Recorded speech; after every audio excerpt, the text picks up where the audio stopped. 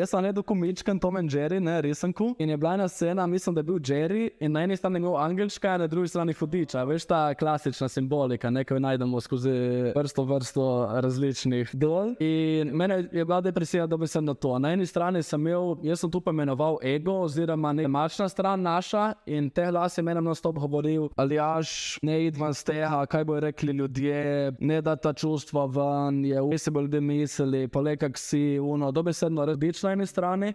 In na drugi strani sem imel glas v sebe, kjer sem upravil nekako notranji glas, tisti dobri del, tisti angelček del. Mene pa tisti glas govoril, Aljaž, dej to ven, tako ne gre naprej, boš dobesedno se zgubil sam sebe, kaj bo ratlo s tabo. Daj ta čustva ven, najdi ljudi, poišči pomoč, naj te ne bo sram, ne imej taka bremena na sebi, ne si da take pritiske, vse bo v redu, išči načine, ne poslušati. Ker reče, to bitka z notranji demoni, bitka med dobrim in zlim, ker vsak človek nosi to v sebi.